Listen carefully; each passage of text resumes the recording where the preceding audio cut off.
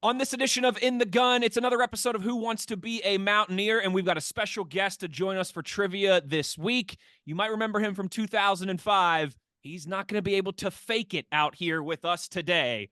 That and more on this edition of ITG. Let's go! You are now watching Believe. Do you believe? Go single! Thomas nuts!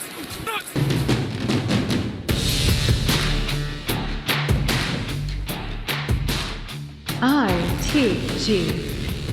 You know, folks there in West Virginia, they believe in God, country, family, and Mountaineer football, and not necessarily in that order. There will be a product on the field that will match the fans that we have. Come on across the Star City Bridge and on up the hill. You're in the right place. You are in the gun. Because once you enter this family, there's no getting out. In the Gun, episode 166 of your new favorite WVU football podcast, and episode 6 of Who Wants to Be a Mountaineer, the game show that is sweeping across Mountaineer Nation. What's going on, everybody? I'm Wes Euler. This is ITG. As always, I've got the best teammates in the business. We've got the signal caller, Jed Drenning, and the runaway beer truck, Big Owen Schmidt, and one of his old teammates, of course, Sugar Bowl champion, former WVU punter, Phil Brady. Yes, you got the joke that I made there at the intro. He's not going to be able to fake it here today. Get it? Because, of course, the architect, the author of the famous fake punt at the end of the Sugar Bowl that sealed everything there and sent 15-year-old me losing my mind through the living room. Phil Brady, ladies and gentlemen. Phil, thank you so much for taking the time and being here with us. Well, it's my pleasure, Wes. I appreciate you guys reaching out. This is pretty exciting for me. I always love feeling connected back to the Mountaineer community. Love it. Love it. Big O, one of your old teammates, man. This is pretty cool. Phil, we got to chat a little bit, catch up, but what's good, man? You brag on the kids a little bit. Let us know where you are in life. Yeah, for sure, man. Yeah, as you mentioned, I got a 10-year-old son and a 12-year-old son, both of them big travel baseball players. We were taking this Memorial Day weekend just passed out of town. Me and the older one were in Tennessee, Pigeon Forge area. My wife and my younger son were up in Pittsburgh, both playing long tournaments. Not quite the results that we wanted. Both had middle of the pack finishes, which is uncommon for one team, quite common for the other team. But we're proud of those boys. The 12-year-old's moving up to the big field next year, so this was the end of his Little League experience. But yeah, we had a great time. Long trip, but like I was telling Jed earlier, it's Pigeon Forge, man. It's Myrtle Beach in the mountains. We had a great time though. There's a lot to do there. We got rained on quite a bit though. I don't know if you guys had any of those storms come through, but good gracious, there was some downfall there. But let me tell you a quick story. So I'm a kind of a card collecting nerd. So we were during some downtime there in Pigeon Forge. We were looking for a card shop, and my son was leafing through some of the autograph and relic cards, and I said, "Give me that stack of cards there, Jake." And so it took me 4 cards down. I want to pop this bad boy on you. Take a look at this guy. Take a look at that guy. Oh, it's Jarrett Brown. There he is. You believe that? So another one. Autographed and everything. Autographed Yes. rookie card. So this is quite a story for me. No question that boy was coming home with me. If you're just listening and not watching along on YouTube, of course, yes, Phil is holding up a autographed Jarrett Brown card. That's fantastic. That's a great find in Pigeon Forge, Tennessee. Who would have thought? You got it. Yeah, every time I see a former teammate or somebody that I would cross paths with long ago, that's what the card collecting hobby's about for me. Some of these people are in it trying to make a buck or two, but this is what I love. The most random card pull ever. Yes. Very random, but it was exciting as heck. And I had to tell the story, it's a card shop owner's like, "Why do you want that card?" It's like, "Hey, I played with this guy." None of them believe me. Like, where did you play with ping pong with him? What'd you do? Oh, you punted. Yeah. Okay. Yeah, of course. Yeah. Stories, Phil. You and Owen didn't just play together. You traveled together. That's right. Back and forth from Morgantown to Virginia, right? So walk us through some of those tales. Yes. Oh, Big O. So I mean, just out of convenience, we're trying to, if we're just popping home for a weekend, doesn't make sense for both of us to drive. So Owen was usually the gracious one and offered up his car. And there was one time we were heading back. I forget, it was I don't know, maybe a Sunday we had to get back for a team meeting or something. Oh, and I was sleeping. I was sleeping in the passenger seat, and I wake up somewhere middle of Garrett County, and it's white out. I can't see 10 feet in front of the car, but sure enough, Owen is maintaining the speed limit, if not if not going a little over. And I said, "Hey man, you want to back that off a bit?" And he said, "Shut that F up. Go back to sleep." He's like, "Do you want to get back to school or not?" I'm not missing this meeting. Yeah, well, oh God, heaven help us if we were late for one of those meetings. We'd be touching every stadium stair. You, yeah, you were not gonna be late for one of those, man. It was like, well, this is what we got to go through. There's a section in Maryland there on that going up there, man. I don't know what it 68. is. I know exactly what you're talking about. But dude, it is. They'll be. So I've driven through there. There's been fog so thick. I was like, somebody's literally 10 feet in front of me. And yeah, I mean, we all know, dude. You're not late for one of Coach Rod's meetings, man. You're just not. No, unless you want to touch every stadium stair with your hand. Yeah, you don't want to be late. Yeah. No chance. No chance. It's We are going to get law. into. I was going to say we have to ask you one thing before we get into just the real trivia. quick. Yeah, before you go ask ahead, another please. question, just let me thank Bet Online for being a presenting sponsor of In the Gun. We all know Bet Online, where the game starts. Go ahead, Jed. Who wants to ask it? I don't care who asks it. I just got to hear the answer. All right. Well, let's talk about this. When we think back to 2006 and the Sugar Bowl, capping off that 2005 season, we have a lot of memories, but everybody always leads with the same story, and that is the fake punt on 4th and 5. Phil, we'd be remiss if we didn't ask your perspective, how the call came in, your preparation leading up to it. Owen, you were on the field as a personal protector. We got 2 of the 11 dudes that were on the field for one of the most historic plays in the history of Mountaineer football right here. So let's pick their brain. Don't miss a nugget. Leading up to the game, what kind of preparation went into it? What kind of look were you after? At what point did you know it was going to happen? What were you thinking when the ball was snapped? Take the floor, please. All right. Well, first, let me lead off with the effusive praise for the guys up front. Play never happens without Mike Villagrana, Owen Schmidt, and Mark Magro. And that play never happens without a perfect snap from Tim Lindsay. So let's get that out of the way first. Represent. No doubt, no doubt. And I'm sure if we watch that film again, Owen would have held his block a little bit longer if he knew that I was right behind him, right? Mm-hmm. Absolutely, for sure. But yeah, Jed, there was a lot of elements to that question, man.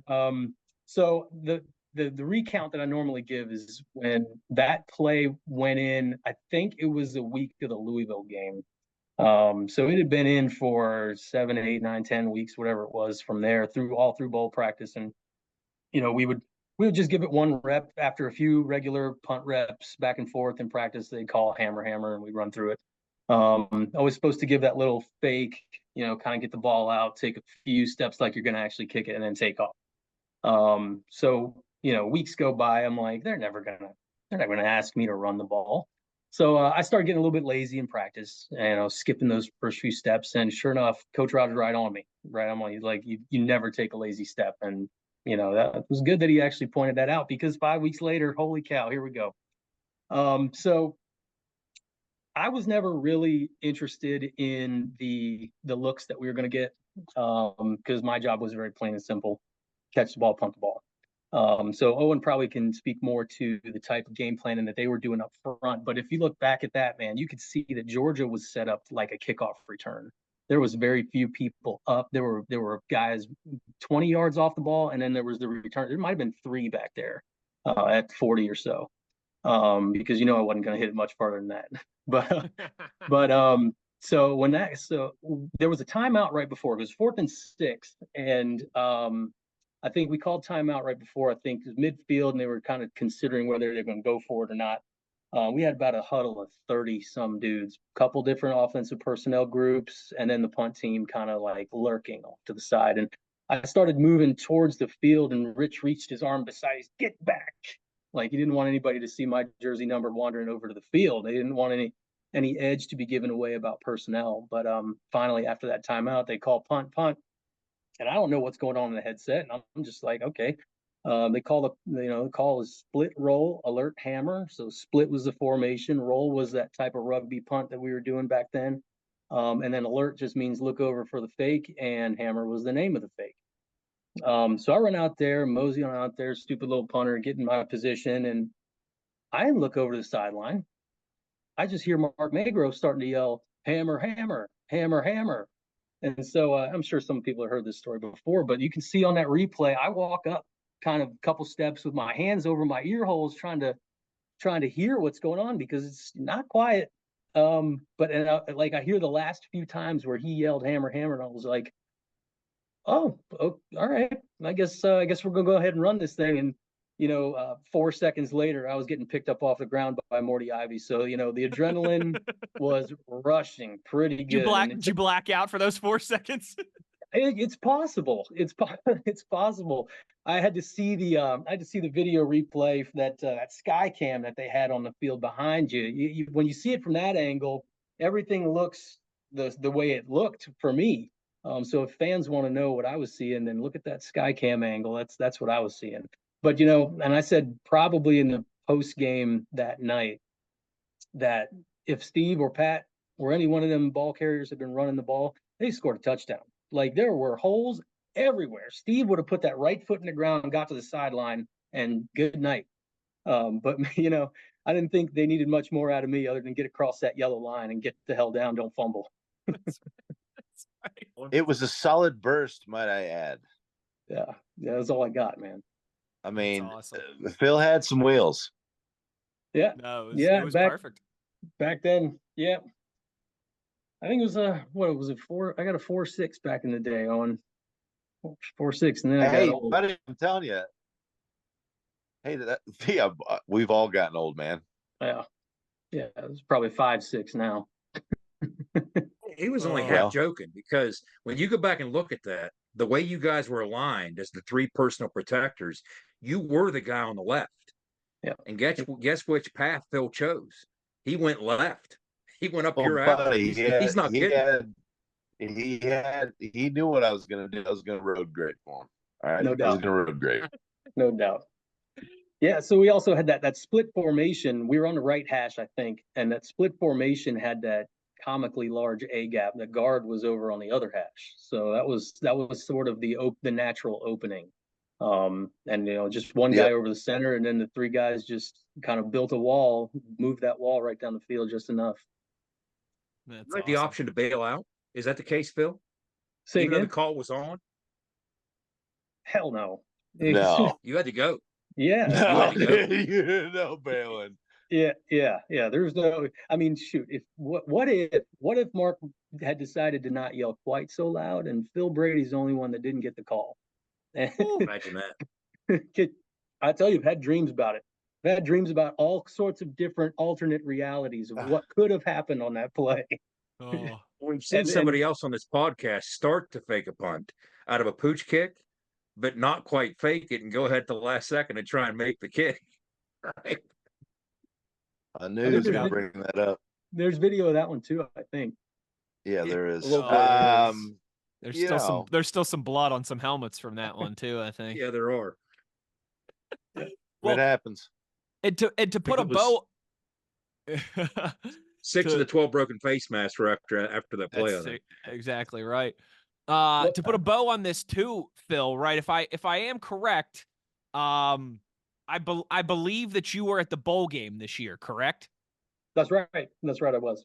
So to have kind of the full, and I don't know how often you go to games, bowl games, all those things, but to have the special teams moments that happen in that bowl game as well, too, with you in attendance there. I know there was a lot of people. You kind of went viral on Twitter amongst WVU fans that night because it was like, hey, this is happening while Phil Brady's here. How cool is this? And I remember seeing your picture at the game. Yeah, and that fake field goal came right at me. I was lucky enough to get down field level, and it came right towards us. So and awesome. I think I tweeted immediately. It was best fake in Mountaineer history. But I also wanted to add one other thing about Owen. Yeah. Sometimes his athleticism gets underrated. I don't know. I'm sure you guys don't underrate it at this point, but Owen was trusted to be the emergency punter. I mean, that's one of the reasons that Ranger kick was put in, because coaches knew that he had the ability to do that. And Owen would sometimes stay after practice with us and say, let me see that ball. It ain't that hard. And he would go back there and hammer the ball 45, 50 yards. So maybe it wasn't that hard. I'm glad he didn't take my job. Oh, I love it. I was a punter back in high school, so man, it was no big deal, Yeah. Actually, growing up in Gilman, I did a punt, pass, and kick one time. I really just fell in love with kicking the football. It was a lot of fun. I don't know, growing up for any of us, really, we didn't have, kind of like what's going on now for all these generations of kids.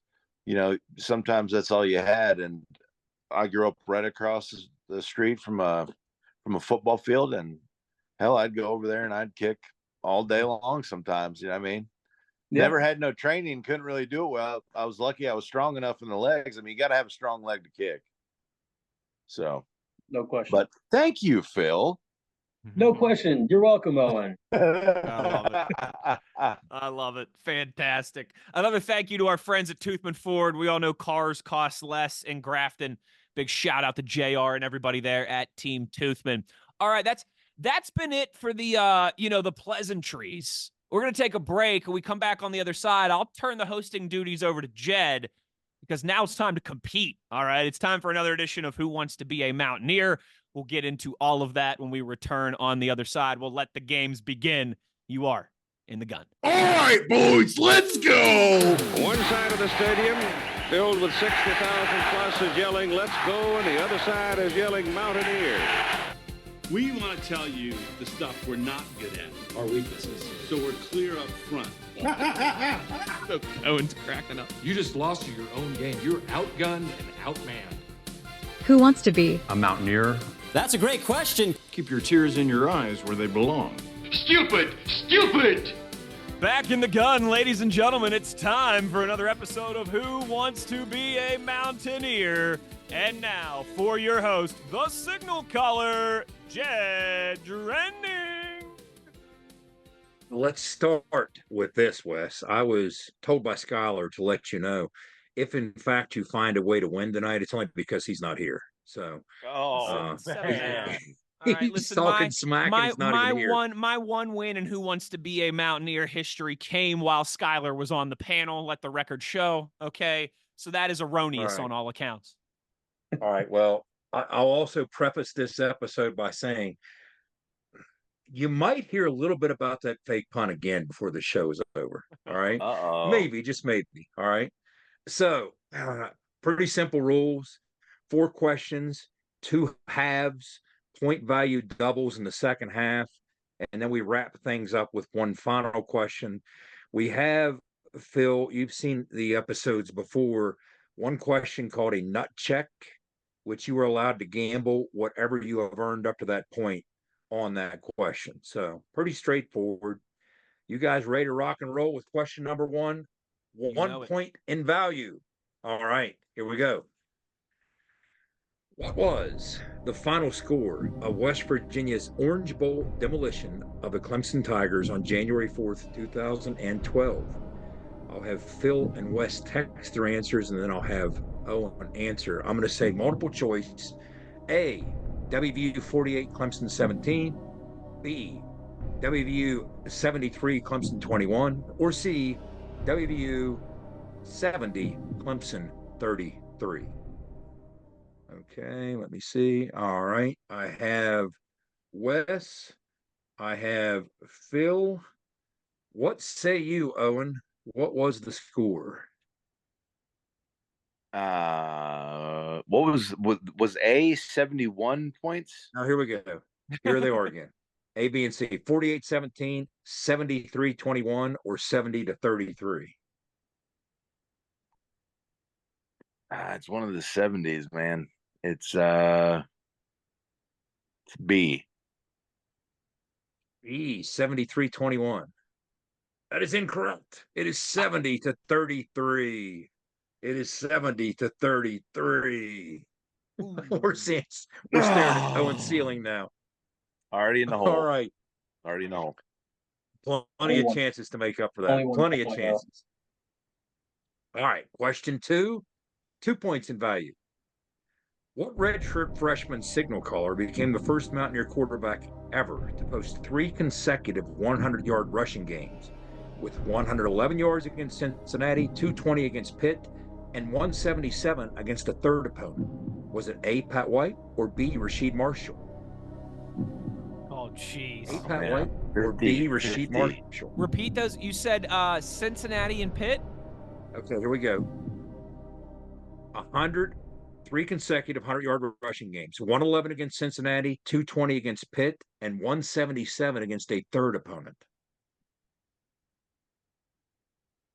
I think I know where you're Phil's going with answer this. is in.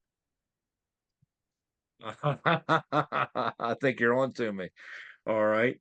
We have their answers in, Owen. What say you? Was it Pat or was it Rasheed? I mean, both of them have a good chance. Yes, they do. They both have a very good chance. I'm going with A. Pat, rolling with the man. The correct answer, I'll give you the third team that the 100 yards came against, then I'll give you the answer. The unnamed third opponent was South Florida.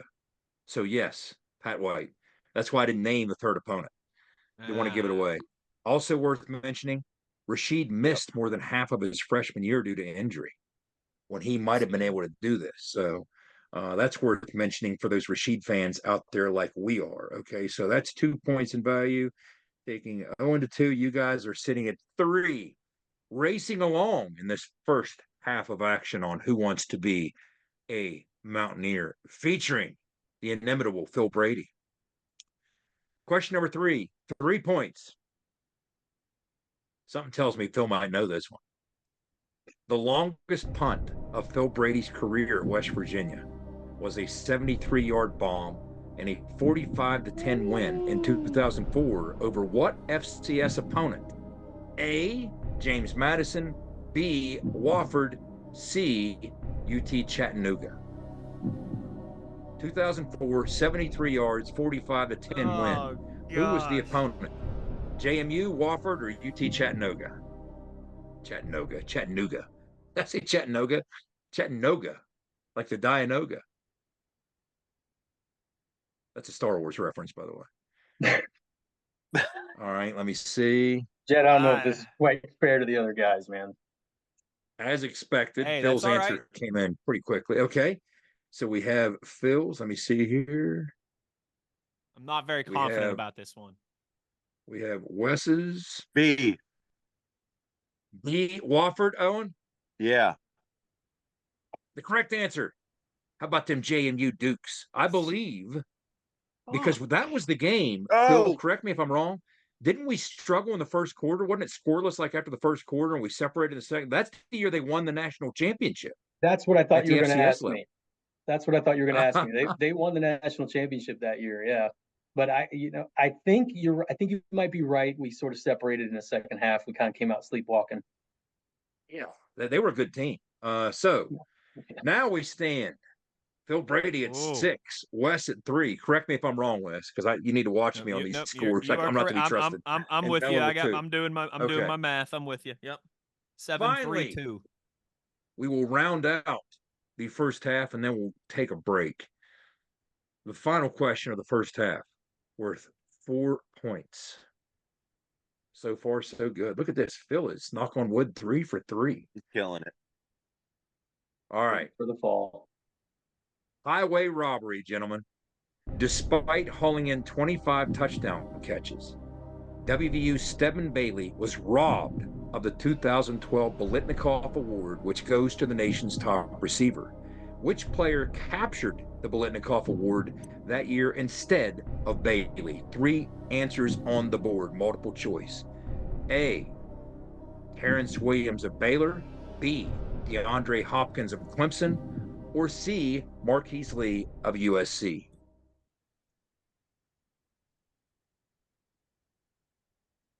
Okay, Phil's answer is in.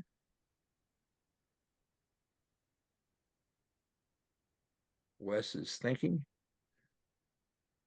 Okay, Wes's answer is in.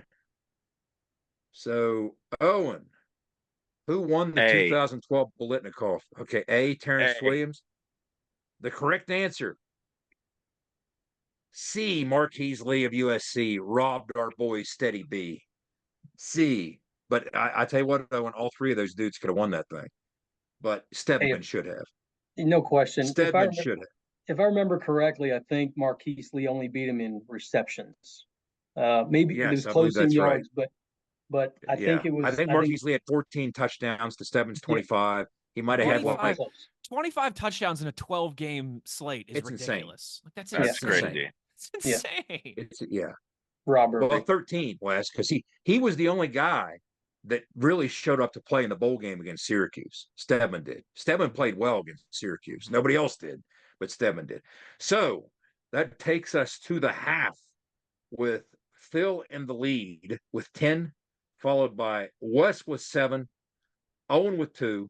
Will this be a tale of a second half comeback? Phil has 11. Wes was. Then he just have, he had 7 and he got this one right? 7 plus 4 is well, he had 11? 6. I have 1 plus 2 plus 3. Okay, sorry. I messed up earlier. He's 4 for 4. That's 10 points. That's my fault. He's you're right. You're right. That's my fault. 10 to 7 to 2. See, that's why I don't do math. I tell you what. But no, keep watching because I will screw it up. Wes? I'll take the extra point.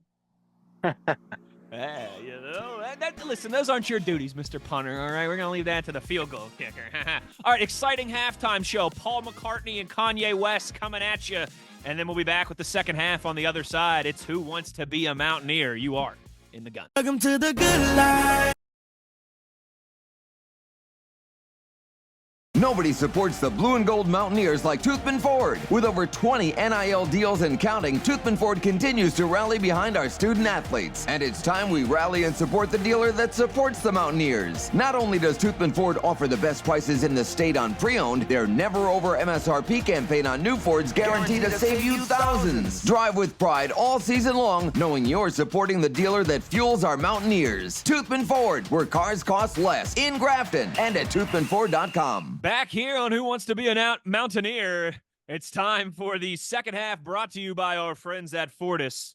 For roof performance and financial certainty guaranteed, you got to visit fortis.us.com. Now here's the signal caller, Jed Drenning. And if history tells us anything, it's that all the action takes place in the second half of Who Wants to Be a Mountaineer. It's designed to keep it close. So let's see if history repeats itself here with Phil in the lead. Point values double in the second half. So question number 1, and remember, gentlemen, the nut check is still looming out there. Question number 1, worth 2 points. Which of these words is not found in John Denver's Take Me Home Country Roads? Multiple choice, 3 answers on the board. Not found. A, moonshine. B, radio. C, raccoon. Gentlemen, text your answers, and then I'll ask Kelly. So I need to text you 2 letters? There's only just 1 letter. There's one of these isn't found in the song. It's moonshine, radio, or raccoon. A, B, or C. Which one is not found in the song? Oh wow, jeez. I'm making you have lyrics in your head. Yeah, really. So A was moonshine, B was radio, moonshine. C was raccoon. And C was raccoon. All right. Wes, we got yours. Okay. Phil, we got yours. Owen, what say you? C. Okay, I couldn't C is see for there. cookie. Okay. C, there's no raccoon. Of course, we know. It's misty taste of moonshine, teardrop in my eye. The radio reminds me of my far away. of my home So far that's away. 2. Take that to 9. That's 2. I wasn't at Take the end that of to the song 4. yet. So 12 to 9 to 4 as we advance to question 2. 3 answers on the board, gentlemen. Multiple choice. West Virginia's first football appearance on ESPN television came under the lights in Morgantown against what program during the 1984 season? Was it A, Virginia, B, Pitt, C, Penn State? First game on ESPN was under the lights in 1984 against which opponent? Virginia, Pitt, or Penn State? Not an easy one.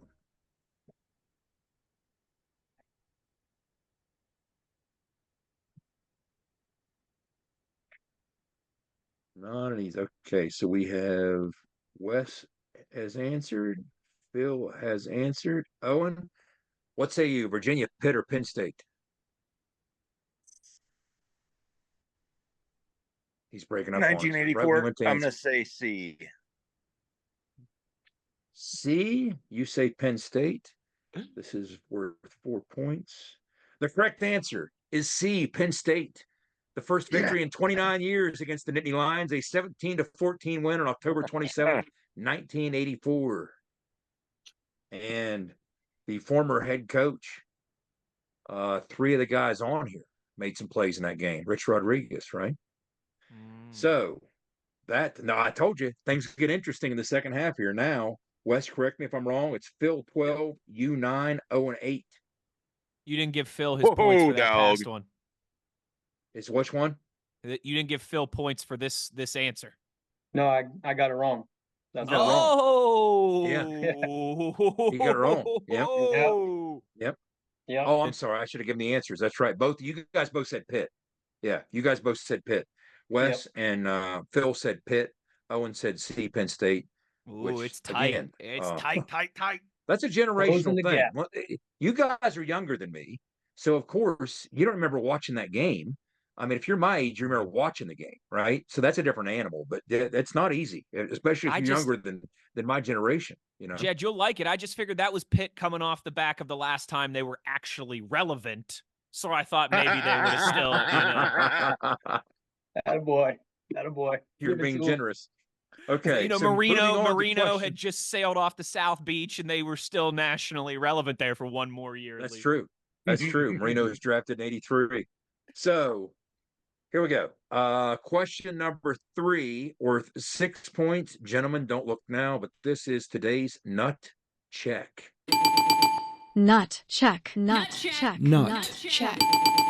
Nut check. So again, Phil, the way this works, you can gamble. You have 12 points. You can gamble 0 or all the way up to 12. If you get it right, you'll get whatever you gamble plus the 6-point value of the question. If you get it wrong, you will only be docked what you gambled, because you normally don't lose any, points on questions. That's the way we play them. So text me your wager, Phil. So I have 12. Wes has 9. You have 12, and Wes 8. has 9, and Correct. Owen has 8. That is correct. Okay. He's thinking there's some strategy to this. Here. There's some strategy to this. Yeah. I have Wes's wager. Yep. Okay. Let's go with. Got it. Sent. Okay. I have yours. Owen? Jed, you know me, man. I'm all in. You're all in. You're all in. True nut check. We call it a true nut check. All right. It's true nut check. True nut check by Wes. True nut check by Owen. Okay. Question. 6 points. 6 points. Listen closely, gentlemen. Once again, we revisit that historic night in Atlanta in 2006. Oh boy. Who ran the football to secure the final first down of the 2006 Sugar Bowl? Multiple choice, 3 answers on the board. The final first down of the 2006 Sugar Bowl, was it A, West Virginia's Pat White, or excuse me, Phil Brady, B, West Virginia's Pat White, or C, Georgia's Craig Lumpkin? So ABC, Phil Brady, Pat White, or Craig Lumpkin? Who ran the ball on the final first down of the night? Phil Brady, Pat White, Craig Lumpkin, ABC. Gentlemen, text me your answers. Now, see, this is a classic Jed question because you're like, oh, it's obviously Phil. He's here with it. But then you're like, and then that would be Jed to set it up like that. But then would also be Jed to think that wants you to think that he's setting it up like that when the easy answer is actually right in front. This Are is you giving maybe me too much credit? You said I think you're giving me too much credit. Third answer. Yeah, you Lumpkin? think you know what I think you thought I thought Craig once. Lumpkin.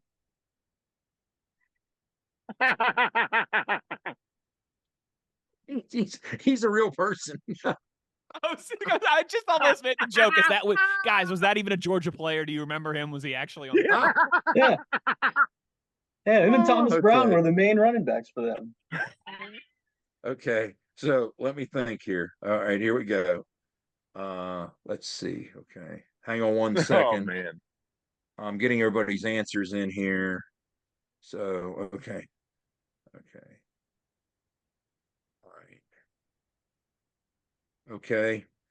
Owen, who was it? Phil, Pat, or Greg Lumpkin? It was the last quarter, right? Or the first quarter? No, the last first the down. Final first down of the game. Who ran the final ball? First down of the game? Okay. Who ran? Yes. Yeah. Who's your answer? I'm going with Phil was A, right? Phil was A, Pat was B, and Greg Lumpkin. Yeah, I'm going with A. A is Phil Brady. And if you guys have noticed, Phil is smiling back there because Phil, both those guys picked Phil. Phil, you picked yourself. Walk us through what happened after your fake punt. So, yeah, it's a good thing that we didn't have to punt again because it was 3rd and short and we were still on the field. It was punt alert again. We were kind of gathering around and I was about to walk over to McAfee and say, hey, dude, you're going to have to punt because when I got tackled on that play, I got crunched. It was a weird slide, hook slide, duck your head, secure the ball with 2 hands. And I got a knee on the side of the helmet that, punter's not used to receiving. I'm used to kicking stuff, not getting hit. So I was a little bit of a stinger there, and we're lucky that Pat picked up that last first down. He was a little. Let's revisit. You got the first down. 2 plays after Phil's fake punt, Georgia took its final timeout with WVU facing a 3rd and 5 at the 105 mark. Pat White kept the ball for a tough 5 yards, getting just enough for the first down, allowing WVU to take a knee. Owen, you were on the field and you threw both fists in the air when Pat got the spot to move past the stick. It was a tough run. He had those last 2 defenders, he had to fight through to get to that 5 yards on that 3rd and 5. So there was a first down after Phil's first down. So that takes our score to Phil 24, Wes 0, Owen 0. We're showing well. Phil just let the record show. Phil has missed one question, and it was about a game that happened before you were born, or maybe when you were maybe when you were in diapers. Great point, Wes. Great point. Yeah, Phil was in diaper. The one question Phil missed was about a game that happened when he was in diapers. I mean, great point. Well, great point. Let's also let the record show that Jed's asked 2 questions that had directly to do with me. Yeah, he's Cliff Clavin being asked about beer in the post office, right? Owen's like, what am I going to get one of these questions, right? Yeah, no kidding, man. I need a gimme. Well, we got a whole Owen episode coming up here, sometime in the coming weeks. Oh, no, dude. And the sad thing is I'll probably get them wrong. Probably coming last on his own episode. Oh, now remember, with our score 24-0, in the final question, you got to bet at least half. That's coming later, but you guys got to get to the point where it's at least interesting with Phil betting half. Yeah. So we do have the speed round coming up, and we do have one final question, which is 8 points. Okay, 8 points. Let's go, Big O. The final regular question is worth 8 points. Multiple choice, 3 answers are on the board. Quite simply, Which Mountaineer had the most catches in their career? A, B, or C? Was it A, Da'Keil Shorts, B, David Saunders, C, Gary Jennings? Who had the most catches? A, B, C, Da'Keil, David Saunders, Gary Jennings. A, B, or C? Gentlemen, text your answers. And then I'll ask Owen. 8 points. Do. Wes's answer is in. Phil's answer is in. Owen, what say you? Was it Da'Keil, David Saunders, or Gary Jennings? Buddy, it's a toss-up for me. It's a toss-up for me. I see where you're going. I'm going with B. David Saunders? Yes. So you said David Saunders. They both said Gary Jennings. The correct answer is Da'Keil. Da'Keil had 176 catches. David Saunders had 174, and Gary had 168. 176, 174, 168. Man. So the correct answer is Da'Keil, the third down converting machine. Just add water when it's 3rd and 7. Da'Keil. So our score now, as we go to the speed round, which, Owen, I don't think you've been part of a speed round yet, have you? That's a new wrinkle. I haven't. We talked about but maybe at this point, Owen's not built for speed. I'm built for comfort, baby. So I say your name, you give me one of the two answers. They're all simple. It's only 3 questions. These are worth 2 points each. I say somebody's name first, and then I'll just go through the 3 of you. Okay, we'll do it like that because I try and mix the order up. Quite simply, speed round, 2 points each. When I yell your name, give me an answer. Most career points, was it Casey Legg or Noel Devine? Wes? Noel Devine. Owen? Legg. Phil? Noel Devine. Leaving the kicker behind. What kind of specialist are you, man? You're not even looking out for your own, right? Question number 2. Most career solo tackles between these two. Was it Brian King or was it Carl Joseph? Owen? King.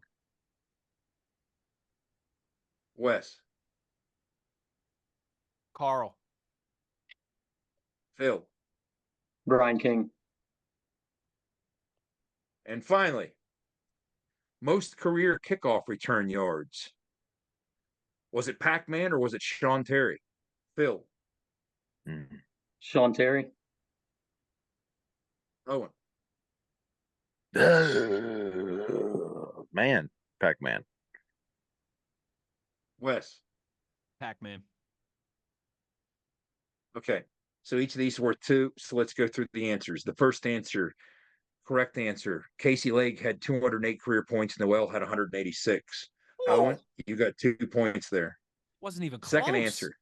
Great job. Second answer. Casey. Carl Joseph had 208 career solo tackles, and he was an open field tackle machine, guys. That's an underestimated part of his game. Brian King had 199. That was closer.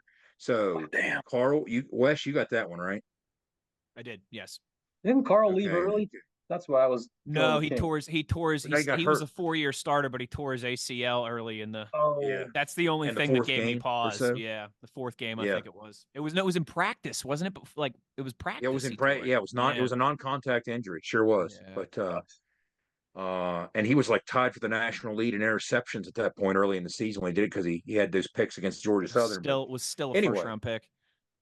He still was. Yep. Most career kickoff return yards. The correct answer is Sean Terry was 1772. Pac-Man had 1475. Phil, you got it correct with Sean Terry, so you had 2. So that puts you at 26. So we each got 2. Each of you guys have 2. Yep. So 2, 26. Now you got 2 choices as we head to the final question. We'll take one more quick break, Wes, and come back for the final question. But let me say this before we go. I'm going to give you the category of the final question. Then you make your wagers. Phil, you have to gamble at least half of what you have. But how interesting do you want to make it? I mean, that's that's what I'll ask. So now, wait, hold on. We also have to. No, it's not. I was going to say we should inform Phil the all-time scoring record is 58 points. So I would tell you if you had a chance to wager all of your points and beat it, but you don't. So can't get there. Can't get there. So I did want to. I did want to make sure. I was like, wait a second. Does he have a chance to tie or top John if he wagers at all? But unfortunately, you'd still be a couple short. Hey, just go 1-0. Just go 1-0. So now I give you the topic, and you gentlemen will give me the wager. Wes will take us to a break. We'll Spoiler alert: me and Owen are going to wager them all. Okay. All two of them. That's right. Now the topic, quote unquote, more on a certain fake punt. I'm shocked. I can't believe it. I'm shocked. We'll have the exciting. He's just trying to butter you up so you'll come back on in a few weeks with us again here, Phil. The exciting conclusion of who's gonna win. It's down to the wire. Find out next on the exciting conclusion of Who Wants to Be a Mountaineer. For nearly 20 years, Fortis has been the nation's leader in providing guaranteed roof performance programs for commercial buildings.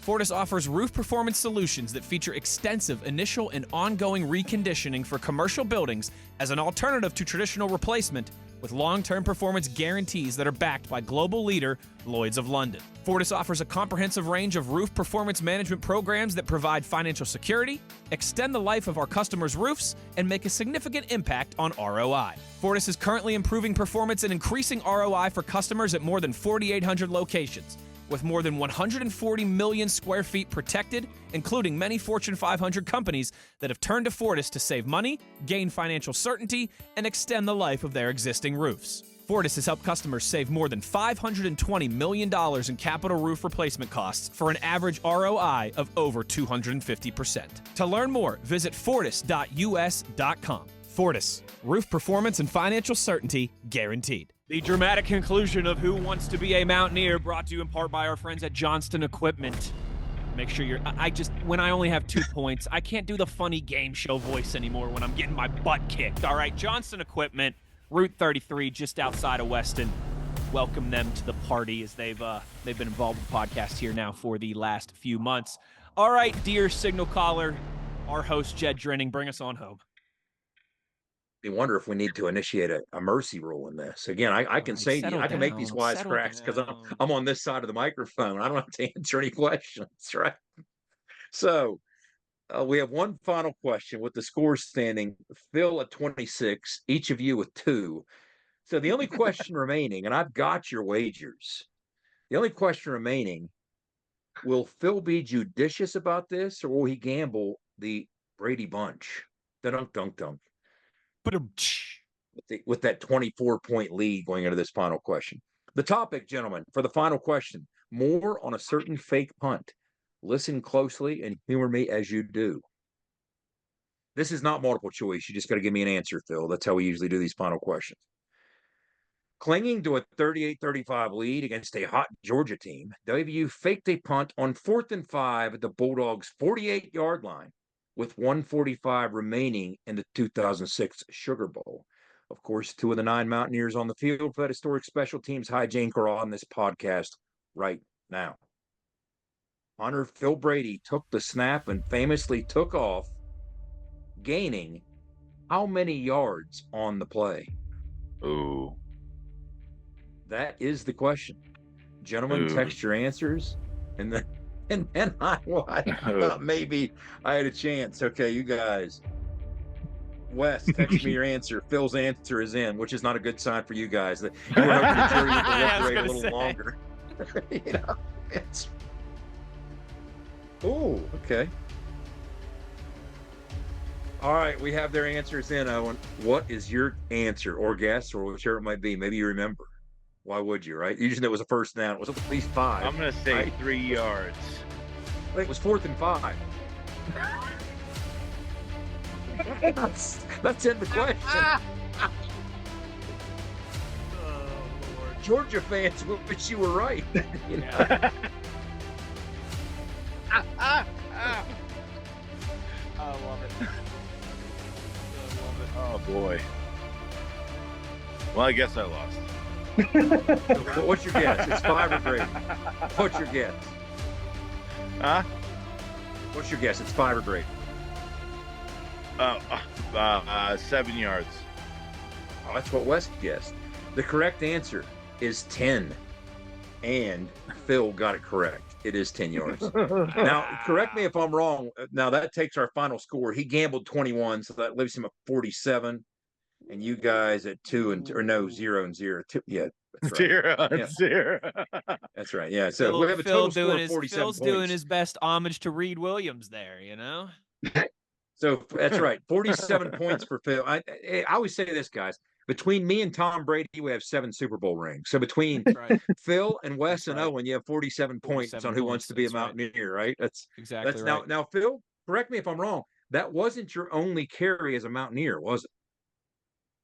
You are not wrong. Junior year before, we were playing Heinz Field. That's right. I forget third quarter maybe. And it was sloppy. It was later in the season. I believe the Pennsylvania high school leagues were playing their state championship games at Heinz Field also, and we were. I'm sure the Steelers loved it. They got the high school games, they got our game, and then they got to play. But the field was sloppy, and I think that was pretty standard for that field. But I was slipping, sliding, not kicking the ball very well, and it was the first time that we had ever called the rugby punt in a game. So we had it in, but we had never actually done it.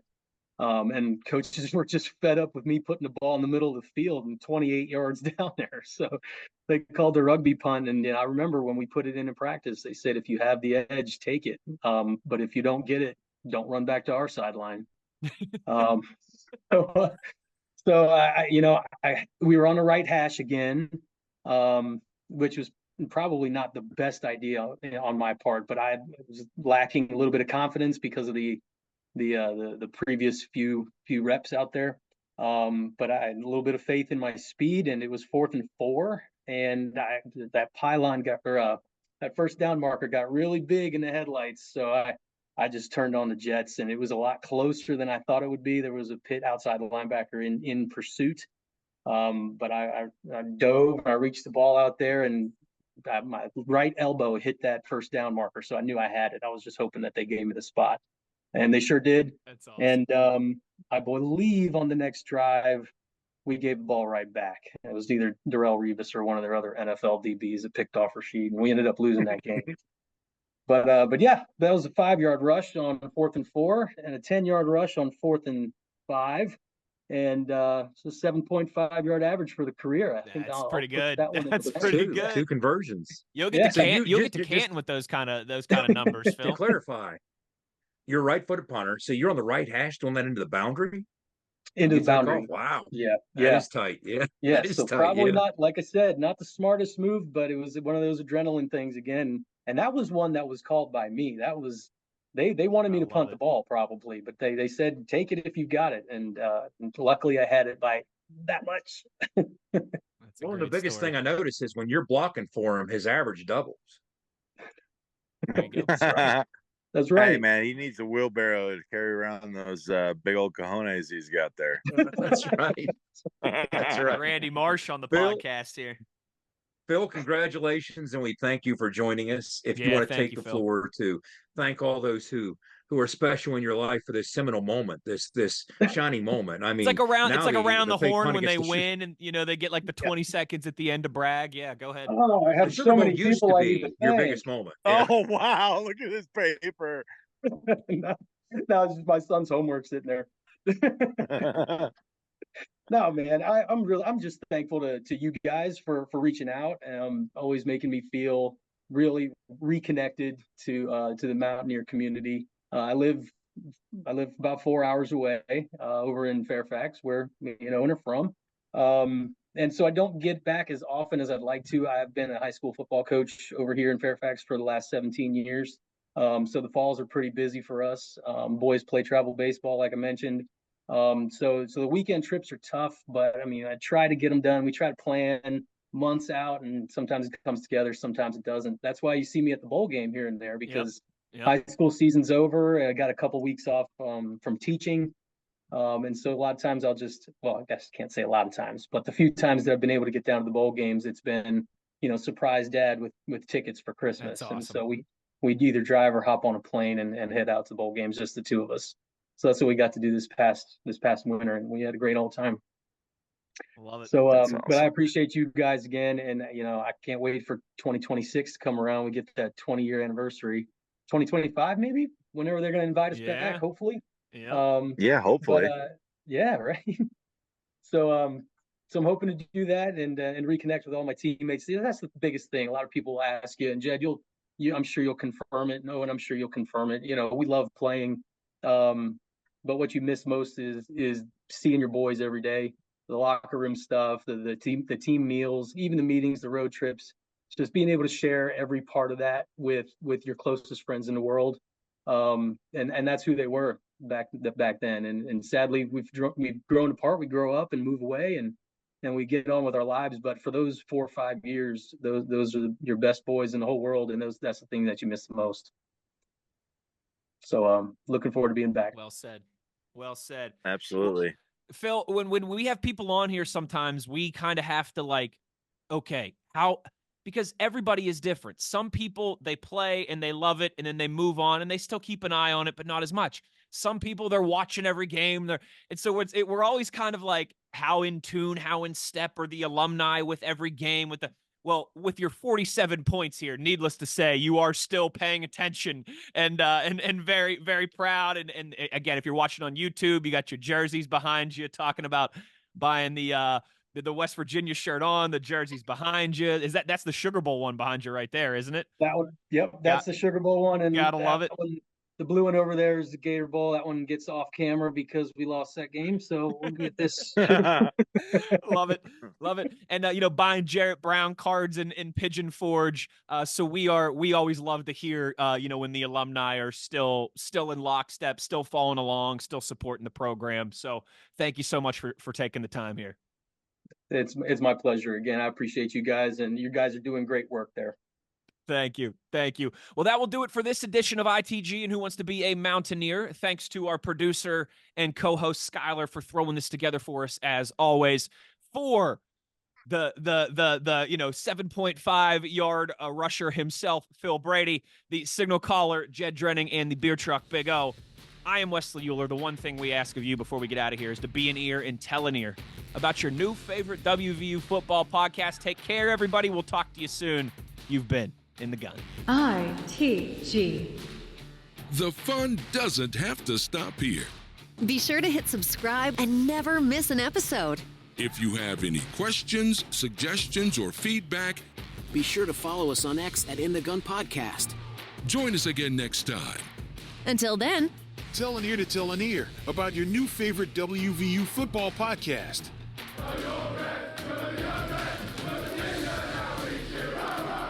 This mission is over. It's over.